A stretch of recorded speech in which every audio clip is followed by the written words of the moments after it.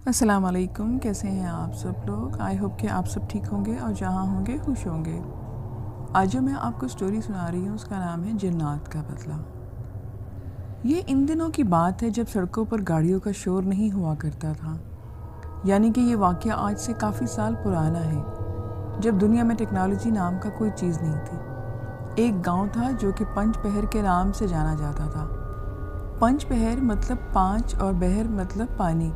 اس گاؤں کو 5 نہریں لگتی تھیں اور وہ کچھ ایسی نہریں تھیں جو اپنے اندر کافی راز رکھے ہوئے تھیں۔ گاؤں کے لوگ ایک دوسرے سے محبت سے پیش آتے اور ایک دوسرے کی مدد بھی کرتے۔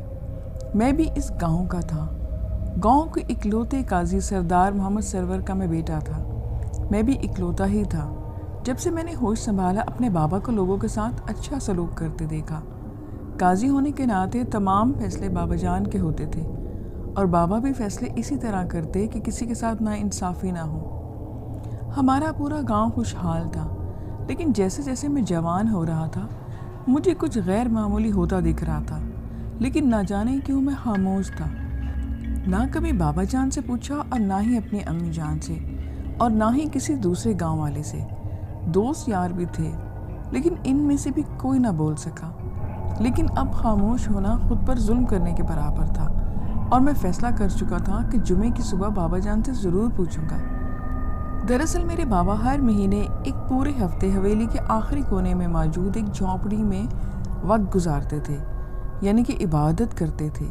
ہفتے کی صبح سے لے کر جمعرات کی رات تک کھانا پینا گھر کے ملازم دے جاتے اور کسی کو اجازت نہ تھی کہ وہ اندر آ سکتا۔ اگر گاؤں میں مسئلہ درپیش آ جائے تو فیصلہ کرنے کا اختیار مجھے تھا۔ گاؤں کے چند ایک علماء سے مشورہ کر کے قرآن و سنت کی روشنی میں فیصلہ سنا دیتا۔ آج جمعرات کی رات تھی۔ صبح بابا جان سے بہت کچھ پوچھنا تھا۔ نیند میری حرام ہو گئی تھی۔ سوچا ابھی چلا جاؤں، پھر سوچا کہ یہ وقت ان کے آرام کا ہے، سو میں بھی آرام کر لوں۔ لیکن نیند تو دور دور تک نہیں تھی اور ذہن میں 1000 طرح کے سوال آ رہے تھے۔ جب سے ہوش سنبھالا پورے سال میں ایک دن دسمبر 25 کا ایسا ہوتا تھا کہ پورے گاؤں والے اسی دن اپنے اپنے گھروں میں رہتے اور بس عبادت کرتے یا پھر سو جاتے۔ کسی کو اجازت نہیں تھی کہ گھر سے باہر نکلے، اور یہ فیصلہ بابا جان کا تھا۔ سمجھ سے میری باہر تھا کہ باہر کیوں نہ نکلے۔ کبھی پوچھنے کی مجھ میں ہمت ہی نہ ہوئی۔ بابا کے کچھ فیصلے غیر معمولی تھے، لیکن گاؤں کے لوگ ان فیصلوں سے 1 انچ بھی نہیں ہٹتے تھے۔ اسی رات اگلی صبح جب کچھ معمول کے مطابق ہوتا اور رات کی کوئی بات نہیں کرتا، یہاں تک کہ گاؤں کے لڑکے جو راتوں کو نہروں کے قریب آگ جلا کر بیٹھے کرتے تھے، ان میں میرے دوست بھی ہوتے، مجھے اجازت نہ تھی کہ رات عشاء کی نماز کے بعد باہر نکلوں۔ 1-2 بار ضد بھی کی، لیکن بابا کے سخت انکار پر میں خاموش ہو گیا۔ سوال یہ تھا کہ اس رات کو مغرب کی نماز کے بعد سب لوگ اپنے اپنے گھروں میں قید کیوں ہو جاتے؟ آخر کیوں؟ اور اگر ہوتے بھی تھے تو کوئی بابا جان کے اس حکم پر بات کیوں نہیں کرتا تھا؟ اور میری 20 سالہ زندگی میں کسی نے بھی آج تک یہ حکم کیوں نہ توڑا؟ ویسے تو زندگی معمول پر تھی، لیکن یہ بات میری سمجھ سے باہر تھی۔ بستر پر لیٹے لیٹے کبھی نیند کی آغوش میں لے لیا، پتہ ہی نہ چلا کہ صبح امی جان کے اٹھانے پر میری آنکھ کھلی۔ سب سے پہلے پوچھا کہ بابا کدھر ہے؟ امی نے غور سے مجھے دیکھا اور پھر جواب دیا کہ وہ تو مسجد ہیں۔ وقت دیکھا تو 11 بج گئے تھے اور فجر کی نماز سے بھی میں محروم ہو گیا۔ میں ایک دم سے اٹھا، نہا دھو کر ناشتہ کیا اور مسجد جا پہنچا۔ بابا کو دیکھا تو بولے، صاحبزادے آج دیر سے کیوں آئے؟ آپ کو ورنہ جمعے کے دن مسجد میں آ جانا چاہیے تھا۔ میں ہنس دیا اور بولا کہ بابا آپ سے بات کرنی ہے۔ تو میرے بابا نے کہا، پوچھو کیا بات ہے؟ وہی سوال جو مجھے کھائے جا رہا تھا، میں نے بابا سے پوچھ لیا۔ بابا کے چہرے پر کئی رنگ آئے اور چلے گئے۔ آج پہلی دفعہ کسی نے ان سے اس رات کے بارے میں پوچھا تھا۔ میرے بابا میرے اس سوال سے بہت گھبرا گئے اور پھر خود کو نارمل کر کے بولے کہ تم کو یہ بات آج کہاں سے یاد آ گئی؟ میں نے بھی بات ٹال مٹول کر کے جواب دیا کہ آج 1 دسمبر ہے اور 25 قریب ہے۔ بابا جان بولے کہ کچھ راز کی باتوں کو راز ہی رہنے دیا جائے۔ پھر میں خاموش ہو گیا، لیکن ایک سوال نہ جانے کیوں یاد آیا، اور نہ صرف یاد آیا بلکہ میرے منہ سے نکل بھی گیا کہ بابا آج سے 2 سال پہلے وہ 3 لاشیں کس کی تھیں؟ اب کی بار بابا جان تھوڑا سا غصے میں بولے کہ ان کو کسی جنگلی جانور نے مار ڈالا تھا، اور بولے کہ لاشیں تو تم نے بھی دیکھی تھی۔ अब की बार में खामोश हो गया, लेकिन वो लाशें मुझे आज भी याद हैं। इनके कटे जिस्म, बिगड़े चेहरे और ऐसी की बात मैं कर नहीं सकता। मेरे मुंह में अल्फाज नहीं हैं। जुमे की नमाज के बाद घर आकर खाना खाया और दोस्तों को लेकर मैं पंच पहर के इस हिस्से पर चला गया जहाँ इसकी असल खूबसूरती है। अपने गांव से तकरीबन 35 किलोमीटर दूर हम सब दोस्त अपने अपने घोड़े पर थे, सो वक्त बहुत कम लगा। अपनी मंजिल पर पहुंच गए। हमने दोस्तों को अपनी और बाबा जान की गुफ्तगू बताई। मेरे तीनों दोस्त आगा सलमान और सरदार गयास और अली बोले कि फिर क्या जवाब मिला। इनकी ऐसी दिलचस्पी से मालूम हो गया कि वो भी मेरी तरह इस सवाल को लेकर बहुत बेचैन थे। मैंने बताया कि बाबा जान ने जवाब नहीं दिया।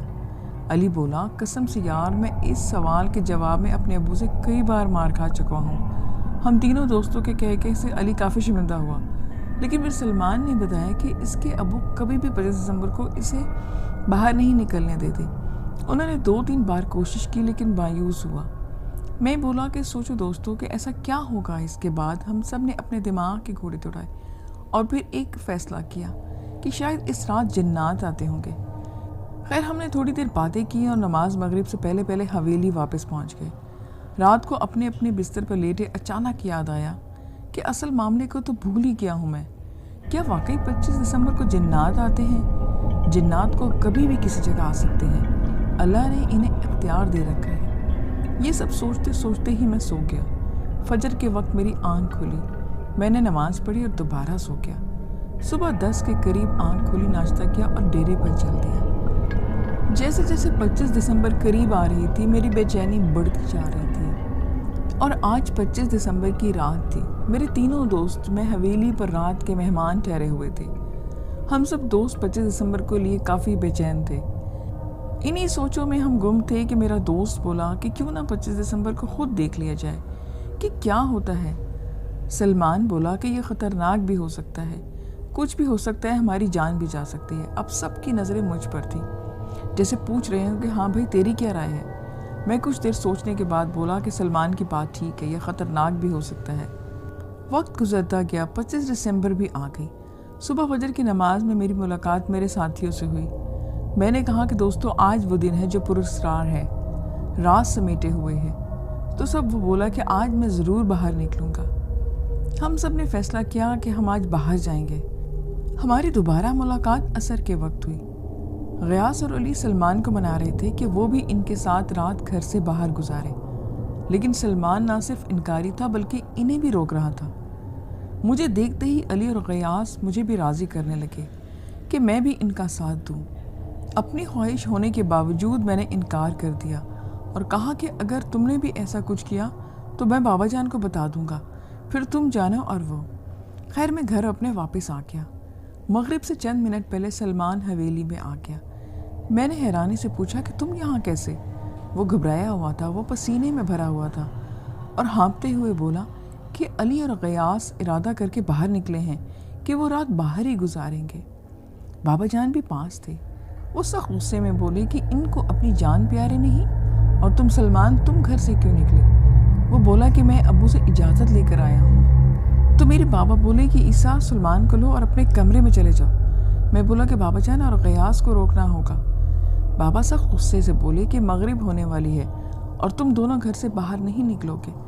लेकिन बाबा जान, आप भी तो अभी ने बोला कि इनको अपनी जान प्यारे नहीं, फिर क्यों आप नहीं रोक रहे? सलमान भी मेरे इस सवाल पर मेरा साथी था। बाबा जान का गुस्सा अब काबू से बाहर था। उन्होंने एक ज़ोरदार थप्पड़ मुझे मारा और दूसरा सलमान को। इस अचानक वाक़े से इर्द गिर्द की दुनिया घूमने लगी, लेकिन जल्द ही मैंने अपने आप को संभाला और फिर मेरे कुछ करने से पहले ही बाबा ने मुझे और सलमान को कमरे में बंद कर दिया। वो रात जैसे तैसे गुजरी। पूरी रात में सो ना सका। जैसे ही सुबह हुई, बाबा जान ने कमरा खोला। इनके चेहरे पर बहुत परेशानी थी, लेकिन रात के वाक़े के बाद मैंने कुछ ना पूछा। हम मस्जिद की तरफ जा रहे थे कि मस्जिद के सामने 2 लोग लेटे हुए थे। बाबा ने मना किया कि इनके करीब मत जाना, लेकिन ना चाहते हुए भी मैं इन बंदों के करीब गया। जैसे ही मैंने इनको सीधा किया, इनके चेहरे देखकर मैं ज़ोरदार आवाज़ में चीखा। वो इंसान कोई और नहीं, अली और गयास थे और इनकी लाशें उधड़ी पड़ी थी। उन दोनों के चेहरों पर नाखूनों के निशान थे। दिल जिस्मों से बाहर लटक रहे थे। हर तरफ खून ही खून। ये देखने के बाद मुझे होश ना रहा। इनकी नमाज जनाजा के वक्त मुझे होश आया। मैं तब घर में था और फ़ौरन जनाजा गाह पहुंचा। नमाज जनाजे के बाद उनकी दफन किया गया। इसके बाद मैं और सलमान हवेली पहुंचे। अब मुझे बाबा जान पर गुस्सा था कि इनकी गलती की वजह से ये कत्ल हुए। रात जैसे तैसे गुजरी। सुबह मैं उनकी कब्र पर गया और दुआ मैंने काफ़ी ज़्यादा की। अपने दोस्तों के साथ गुजरा मुझे वक्त याद आने लगा। पता ही ना चला कि ज़ोहर का वक्त हो गया। नमाज के बाद मैं घर आया तो बाबा से सामना हुआ। मैंने सलाम किया और वहाँ पर चल पड़ा। मैं कमरे गया और सोचने लगा कि इस हादसे पर गांव के लोग खामोश क्यों हैं। अब जन्नत वाली बात मुझे यकीन हो गया था कि बाबा जान भी समझ गए थे कि मैं इनसे नाराज़ हूँ। वो मेरे कमरे में आए, बोले कि बेटा मैंने तुम्हें इसलिए रोका था कि 25 दिसंबर वाले दिन मगरिब से लेकर सुबह फजर तक जन्नत गांव पर हमला कर देते हैं। जो कोई गांव से बाहर होता है वो उसे मार देते हैं। मैंने बात सुनी और बोला कि आखिर क्यों, वो ऐसा क्यों करते हैं। तो बाबा बोले कि बेटा ये इसलिए कि आज से तकरीबन 25 साल पहले हमारे गांव में हमारे साथ कुछ लोग रहते थे। वो काफ़ी अच्छे लोग थे। इनके 3 पादरी थे और इनमें एक पादरी को जन्नत काबू करने में महारत थी। हमारे गांव के कुछ लोग इस पादरी की बातों में आ गए कि जन्नत काबू करके वो दौलतमंद हो जाएंगे। तकरीबन 15 लोग राजी थे। इनमें 10 ईसाई और 5 मुस्लिम भी थे। 5 मुस्लिम में एक तुम्हारे चचा सरदार मोहम्मद यार भी थे। उन्होंने 25 दिसंबर ईसाइयों की ईद वाले दिन पादरी के साथ मिलकर पंज नहर के इस मुकाम जहाँ पर जन्नत आबाद थे वहाँ पे अपना अमल शुरू कर दिया। तुम्हारे चचा ने मुझे कहा कि वो साथ वाले गांव जा रहा है अपने कुछ दोस्तों के साथ। मुझे पता नहीं था कि इनका इरादा क्या है। काश मुझे इनके इरादों का पता होता। फिर बाबा जान ने बताया कि इस रात जन्नत की शादी भी थी। इन सब लोगों ने पादरी की तरह अमल करना शुरू किया। जो पादरी कहता वो वही करते और इस रात मौसम खुशगवार था। लेकिन जैसे ही उन लोगों ने अमल शुरू किया काले स्याह बादल छा गए। हर तरफ अजीब सा शोर का समा था। ऐसी खौफनाक और डरा देने वाली बिजलियां कड़की कि ना कभी पहले सुनी और ना देखी। हम सब घर में थे। हम लोगों को इनके अमल का पता ही ना था। इधर हम मौसम को माहौल को लिए बेचैन और परेशान थे। उधर पादरी और बाकी लोग अपने काम में बिजी थे। न जाने रात का किस पहर था कि चीखों पुकार की आवाज़ से मेरी आंख खुली। इस कदर खौफनाक आवाज़ थी कि बताया नहीं जा सकता। खैर जो कुरानी आयात मुझे याद थी हम विर्द करने लग पड़े। उधर फजर की अजान हुई, उधर वो आवाज़ें आना बंद हो गई। काफ़ी देर हिम्मत ही नहीं हुई कि बाहर निकल कर देखा जाए कि क्या मामला हुआ। फिर हिम्मत की और बाहर निकला। कुछ मुलाजिम साथ लिए और मैं चल पड़ा। आहिस्ता आहिस्ता पूरा गांव मस्जिद के बाहर जमा होना शुरू हो गया। सब ने इत्तेफाक किया नमाज पढ़ ली जाए और मुकम्मल सूरज होने का इंतज़ार किया जाए। खैर वक्त गुजरा और हम सब गांव वाले निकले। थोड़ा जांच पड़ताल के बाद मालूम हुआ कि गांव के काफ़ी ईसाई घरों में मौजूद ही नहीं है और पादरी भी नहीं है। नहर के पास गए तो जो मंजर देखा ऐसा लगा कि किसी ने रीढ़ की हड्डी में बर्फ़ डाल दी है। पूरी नहर खून में भरी हुई थी और मुसलसल खून बह रहा था। मौलवी साहब के चेहरे से मालूम हुआ कि वो सब जान चुके हैं। मौलवी साहब ने कहा कि इस जगह से चलो जहाँ दूसरी मखलूक भी रहती है। हम जल्द ही इस मुकाम पर पहुँच गए। वहाँ का मंजर क़यामत ढाने वाला था। हर तरफ लाशें ही लाशें थी। कुछ जिस्मों के टुकड़े पड़े हुए थे। जब बारी बारी देखा तो तीनों पादरियों की लाशें बहुत बुरी हालत में थी। उनके चेहरे बिगड़े हुए थे, आंखें सर से बाहर, दिल जिस्म के बाहर लटक रहे थे। इसके अलावा और भी ईसाइयों का यही हाल था, लेकिन वो 5 मुसलमान सिर्फ जख्मी थे और हम खुश थे कि इनमें तुम्हारे चचा भी थे।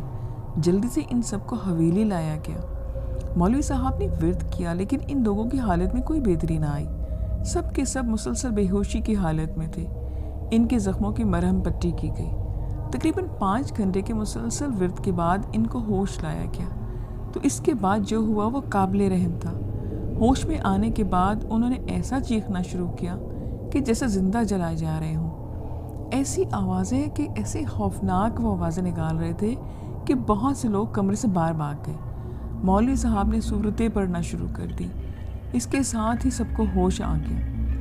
हमें कुछ समझ नहीं आ रहा था कि मौलवी साहब ने अपने शागिर्दों को क्या हुक्म दिया कि वो मुसलसल विर्द करते रहें। मौलवी साहब गांव के जो लोग मौजूद थे इन्हें साथ लेकर सहन में आ गए।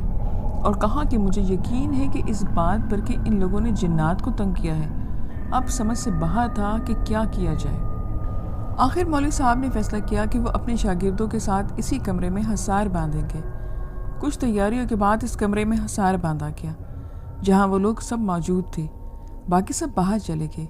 ابھی 5 منٹ ہی ہوئے تھے کہ ایک دم سے بارش ہونا شروع ہو گئی، بجلیاں کڑکنے لگیں اور کوئی عام بارش نہیں، خون کی بارش۔ ایسا خوف حویلی میں محسوس ہو رہا تھا کہ بتایا نہیں جا سکتا۔ اب کمرے میں چیخوں کی آوازیں آ رہی تھیں، اس کے ساتھ ساتھ مولوی صاحب اور ان کے شاگردوں کے آیت الکرسی پڑھنے کی آوازیں بھی بلند ہو رہی تھیں کہ اچانک خاموشی چھا گئی۔ اب ہم سے رہا نہ گیا، اندر داخل ہوئے۔ کیا دیکھتے ہیں کہ 5 لوگ کمرے کی چھت پر لٹک رہے ہیں۔ ان کی آنکھیں ایسی تھی جیسے بیل کی آنکھیں ہوتی ہیں، لال سرخ اور موٹی موٹی، پاؤں پیچھوں کے مڑے ہوئے تھے، ہاتھ گردن کے گرد لپٹے ہوئے تھے، گردن ایسی لٹکی ہوئی تھی کہ جان ہی نہ ہو۔ مولوی صاحب نے سخت غصے سے سوال کیا کہ کون ہو تم اور کیوں ان کو اذیت دے رہے ہو؟ وہ سب ہنسنے لگے اور کہہ کہو کی آوازیں بلند ہونے لگی۔ اس کے ساتھ ہی وہ سب زمین پر گر پڑے اور بے ہوش ہو گئے۔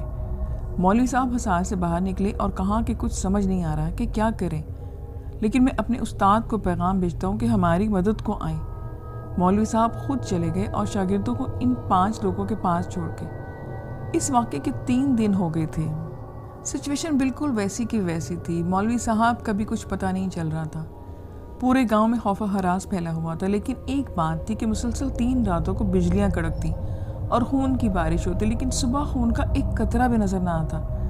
29 دسمبر فجر کی اذان سے پہلے ان 5 لوگوں میں سے ایک کو ہوش آیا اور انہوں نے شاگردوں پر حملہ کر دیا، لیکن پاک کلام کی برکت سے وہ بچ گئے۔ اس کے بعد وہ آدمی تڑپنے لگا اور زندگی کی جنگ ہار گیا۔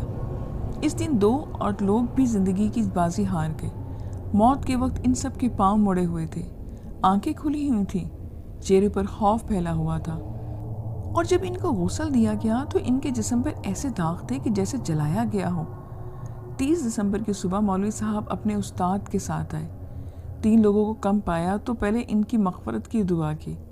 شیخ صاحب نے بنا وقت ضائع کیے اپنا عمل شروع کر دیا۔ ایک دم سے ایک آدمی کو دورے پڑے اور وہ بھی چل بسا۔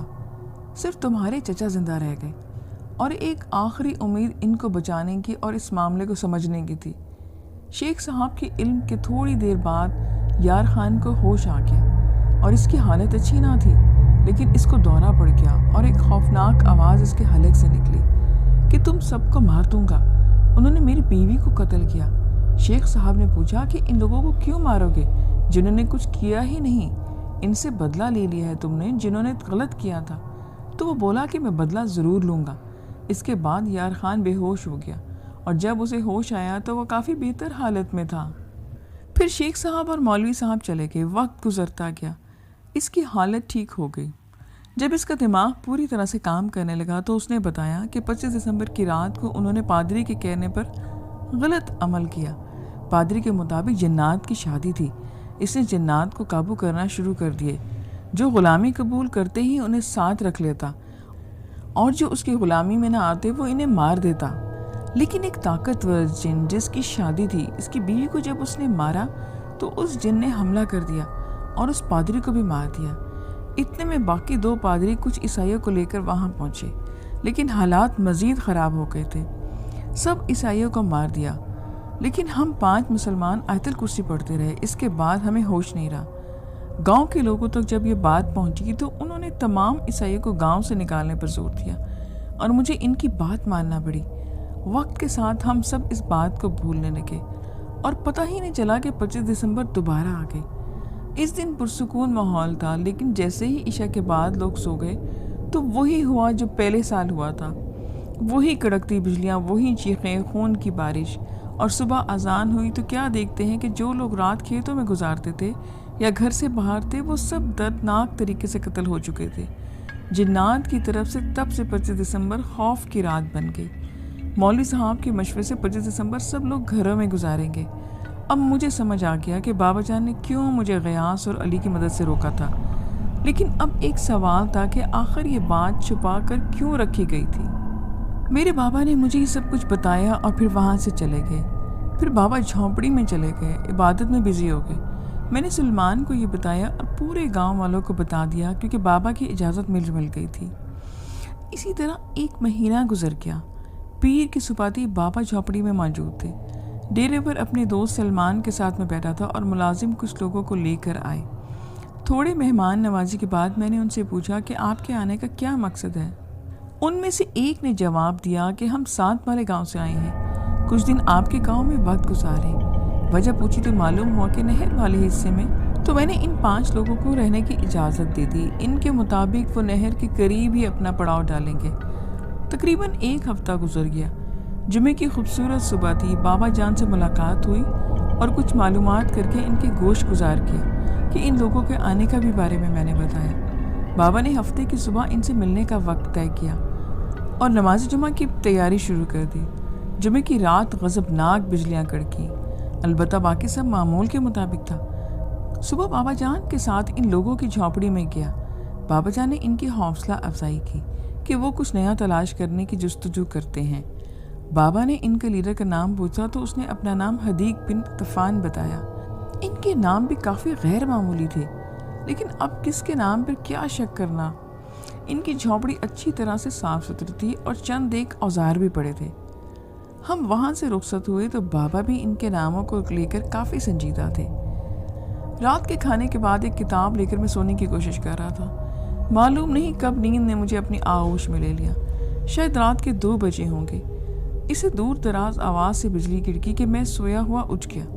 آندھی بھی بہت شدید تھی۔ میرے کمرے کی کھڑکیاں کھلی ہوئی تھیں اور اسی وجہ سے زور سے بند ہوئی، کبھی کھلتی اور کبھی بند ہوتی کہ جیسے جنگ میں توپ چلانے کی آوازیں ہوں۔ اور جب صبح ہوئی تو سب روٹین کے مطابق ہو گیا، لیکن اب ایک معمول نے زندگی میں جگہ لے لی۔ وہ یہ تھی کہ رات کو طوفان آتا، بجلیاں کڑکتی اور آندھی آتی۔ اس معمول کو رات کا معمول پر آئے مہینہ ہو گیا۔ اب شک نہیں، یقین میں بدل گیا کہ کوئی ہے جسے گاؤں والوں کو اپنا سکون پسند نہیں۔ اتفاق سے میرا اور سلمان کا 5 پہر پہ جانا ہوا۔ ہم وہاں جب جا رہے تھے تو وہ لڑکے ہمیں نظر آئے جو ہمارے گاؤں میں آئے تھے۔ ان کے پاس ہم گئے اور کچھ باتوں کے بعد پوچھا کہ آپ کے باقی ساتھی کہاں ہیں؟ میرے اس اچانک سوال پر وہ لڑکا گھبرا گیا، لیکن خود کو پرسکون کر کے بولا کہ ادھر ساتھ والے گاؤں تک گئے ہیں۔ تو خیر ہم چل دیے۔ اسی رات میں اور سلمان ڈیرے پر تھے۔ ہمیں وہاں کافی دیر ہو گئی تھی۔ عشاء کی نماز بھی ہم نے وہیں پڑھی۔ ہم وہاں سے نکلنے ہی والے تھے کہ سخت آندھی آ گئی۔ وہی کڑکڑاتی بجلیاں جس کی اب ہمیں عادت ہو چکی تھی۔ ہم نے وہیں رکنے کا فیصلہ کیا۔ انتظار کافی لمبا ہو گیا اور مسجد فجر کی اذان کی آوازیں آنے لگی۔ ہم نماز پڑھنے چلے گئے۔ آج موسم کافی بے سکون تھا۔ درخت الجھے ہوئے تھے، آسمان مایوس تھا۔ پرندوں کی خوبصورت آوازیں آج غمگین تھیں۔ ہوا کا زور پرسرار تھا، غرض کے سب کچھ ڈرا دینے والا سما تھا۔ مسجد پہنچ کر ہم نے وضو کیا۔ اتنے میں ہمارے بابا آ گئے۔ انہیں رات گھر آنا کی وجہ بتائی۔ بابا نے احتیاط سے کام لینے کی ہمیں نصیحت کی۔ نماز سے فارغ ہو کر مولوی صاحب کے پیچھے کچھ عرصے غیر معمولی واقعات پر اظہار خیال کیا۔ لوگوں سے کہا کہ اپنی آنکھیں کھلی رکھیں۔ بابا نے مولوی کو ان 5 لوگوں کے بارے میں بتایا کہ آج ان سے ہمیں ملنا ہوگا۔ میں، بابا اور مولوی صاحب اور کچھ اور لوگ ہمارے ساتھ ان لوگوں سے ملنے گئے۔ ہم جب اس مقام پر پہنچے جہاں ان لوگوں نے جھونپڑی لگائی تھی، اس جھونپڑی کے باہر وہ حدید اور طوفان نظر آیا جو جھونپڑی کی حفاظت کر رہے تھے۔ مولوی صاحب نے ان سے چند ایک سوال کیے اور پھر جھونپڑی میں داخل ہوئے، لیکن اس نے ٹال مٹول کر دی۔ بابا جان کو اس پر شک تھا کہ اسے ایک طرف کر کے وہ اندر داخل ہوئے۔ اندر کا منظر خوفناک تھا۔ 3 لوگوں کے مردہ جسم پڑے ہوئے تھے، کچھ جانوروں اور پرندوں کے کٹے سر جن سے خون بہہ رہا تھا۔ میرے بابا نے فوراً اسے پکڑنے کا حکم دیا۔ میں نے اسے فوراً پکڑ کر زمین پر بٹھا دیا۔ بابا نے اسے سوال کیا کہ یہ سب کیا ہے؟ اس نے بتایا کہ وہ جنات قابو کرنے آیا ہے یہاں۔ بابا جان نے پوچھا کہ یہ لاشیں کس کی ہیں اور تمہارے ساتھی کدھر گئے؟ اس نے بتایا کہ لاشیں قریبی قبرستان سے نکالی گئی ہیں، اور اس نے بتایا کہ اس کے ساتھی قبرستان میں جنگل کے پاس عمل کر رہے ہیں۔ بابا جان کے حکم پر اس کو وہیں قتل کر دیا گیا، کیونکہ اس نے جنات کو قابو کرنے کی کوشش کی اور گاؤں میں ایک بار پھر خون خرابہ کروانا چاہا۔ اس کے بعد ہم جنگل میں چل دیے۔ وہاں پر ہر طرف دھواں ہی دھواں تھا، بدبو ایسی کہ بے ہوش ہونے کے ہم قریب تھے۔ وہ چاروں دائرے میں بیٹھ کر عمل کر رہے تھے۔ ان کو وہاں سے اٹھایا گیا اور انہیں بھی مار دیا گیا۔ ان کی لاشیں دفنا کر سب لوگ شام کو اپنے گھروں کو چل دیے۔ رات پرسکون تھی، لیکن رات کی خاموشی کسی بڑے طوفان کے پیش خیمہ تھی۔ جب صبح ہوئی تو گاؤں میں کوہرام مچا ہوا تھا، ہر طرف مردہ پرندے تھے۔ مولوی صاحب کے مشورے کے مطابق میں اور سلمان اپنے گاؤں سے 75 کلومیٹر دور پہاڑوں پر شیخ صاحب کو لینے چلے گئے۔ ہم نے ضروری سامان ساتھ لیا اور گھوڑے پر سفر شروع کر دیا۔ وقت ضائع کیے پھر دوپہر کو ہم واپس آ گئے۔ شیخ صاحب سے ملاقات ہوئی، سب کچھ ان کو بتایا، وہ بھی ہمارے ساتھ آئے۔ رات کو ہم گاؤں میں پہنچ گئے تھے، پورا گاؤں خالی تھا۔ حیرت کی بات یہ تھی کہ کوئی ایک شخص بھی موجود نہ تھا۔ پورا گاؤں بدبودار ہوا پڑا تھا، حویلی بھی خالی تھی۔ بابا جان کی جھونپڑی میں پہلی بار داخل ہوا، ہر طرف کتابیں ہی کتابیں تھیں، لیکن اس جھونپڑی کے ایک طرف ایک دروازہ بھی تھا۔ شیخ صاحب نے کہا کہ اس کے اندر کیا ہے؟ میں نے بتایا کہ مجھے نہیں پتا، یہ پہلی بار میں دیکھ رہا ہوں، کیونکہ جھونپڑی میں آنا مجھے منع ہے۔ جب اس دروازے کو کھولا گیا تو اندر ایک خوبصورت کمرہ تھا، روشن دان جو پہاڑی کی طرف کھلتے تھے۔ اس کمرے میں ایک آدمی تھا، ادھیڑ عمر آدمی جو معذور تھا۔ اس شخص کو میں نے پہلی بار دیکھا تھا اور اس کے پاس ایک آدمی بیٹھا ہوا تھا۔ شیخ صاحب نے اسے دیکھتے ہی کہا کہ یار خان تم؟ مجھے تو ایسا لگا کہ شاید میں خواب دیکھ رہا ہوں۔ یار خان یعنی کہ میرے چچا، وہ تو فوت ہو گئے تھے۔ بابا جان نے کبھی ان کی وفات کا ذکر نہیں کیا تھا۔ او میرے خدایا، یہ کیا ہو رہا ہے؟ شیخ صاحب نے اس کمرے میں حصار باندھا۔ میں، سلمان اور چچا جان بھی وہیں موجود تھے۔ تھوڑی ہی دیر میں بہت ڈرانے والا موسم ایک دم سے شروع ہو گیا اور پھر اس کمرے میں ایک آدمی آیا۔ اس نے کہا کہ میں اس شخص کو نہیں چھوڑوں گا، کتنے عرصے سے چھپا رکھا ہے اسے تم لوگوں نے۔ شیخ صاحب نے سب لہجے میں کہا کہ اس نے اپنی جوانی بستر پہ گزار دی، اب کیا چاہتی ہو تم؟ وہ شخص بولا کہ اس کی موت قریب ہے اور اس کا ساتھ دینے والوں کی بھی۔ شیخ صاحب نے کچھ پڑھ کر اس پر پھونکا تو وہ تڑپنے لگا، اور پھر شیخ نے کہا کہ سوال کیا کہ کدھر گاؤں کے لوگ ہیں، تو انہوں نے جواب دیا کہ ڈھونڈ لو، لیکن صرف 2 دن میں تمہارے پاس۔ اس کے بعد وہ آدمی دم توڑ گیا۔ شیخ صاحب نے چچا کو اس آدمی کے پاس چھوڑا اور ہمیں لے کر جنگل میں چل دیے۔ جنگل میں گاؤں کے کچھ لوگ مردہ حالت میں تھے اور کچھ زندہ۔ جو زندہ تھے انہیں آیت الکرسی کا پانی دم کر کے دیا گیا، وہ سب ہوش میں آ گئے۔ شیخ صاحب نے ایک بڑا گول دائرہ لگا کر سب کو اس میں بٹھایا اور اپنا عمل شروع کر دیا۔ ایک دم سے بادل چھا گئے اور بارش ہونا شروع ہو گئی، بجلیاں کڑکنے لگیں اور پھر آندھی آ گئی، بہت چمگادڑ، اور ایک دم سے بہت سے کوے آئے، لیکن دائرے سے ٹکراتے ہی مر جاتے۔ ایک دیو کامن شخص قریب آیا اور کہا کہ کیوں تنگ کر رہے ہو ہمیں؟ شیخ صاحب نے جواب دیا کہ جنات نے ہمیں تنگ کر رکھا ہے۔ وہ بولا کہ غلطی بھی تو تمہاری ہے، اس بحث کو لمبا نہ کرو۔ اس شخص نے کہا کہ یا تو تم ان لوگوں کو گاؤں چھوڑ کر چلے جاؤ یا پھر سب کے سب یہاں سے باہر نکلو گے، ہم مار دیں گے تمہیں۔ اب کیا تھا، ایک اور خوف نے ہمیں آ جکڑا۔ شیخ صاحب نے کہا کہ تم ان لوگوں کو مار دو جنہوں نے غلط کیا ہے، اب مزید تنگ نہ کرو ہمیں۔ آخر کا اس نے کہا کہ میں ان لوگوں کو مار دوں گا۔ تو معاملہ طے پایا کہ ان میں سے جو بھی 5 پہر کے قریب جائے گا وہ اپنی موت کا ذمہ دار خود ہوگا، کیونکہ شیخ صاحب بھی اللہ کے ولی تھے۔ اس شخص کو یقین تھا کہ اب شیخ صاحب بھی پیچھے نہیں ہٹیں گے۔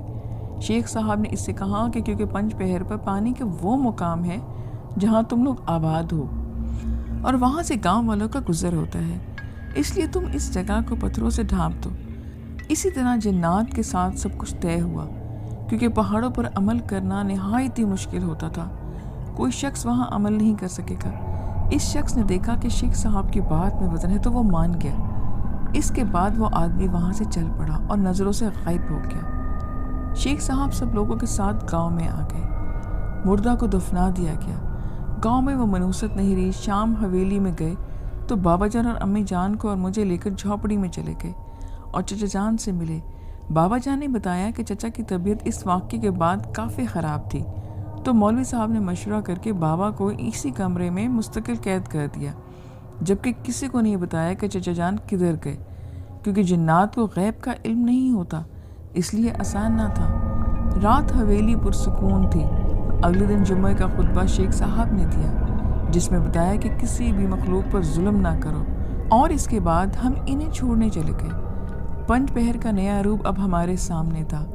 جہاں جنات آباد تھے وہاں پانی کا نام و نشان نہیں رہا، کیونکہ پانی پر اب پہاڑ تھے اور ارد گرد بڑے بڑے پتھر۔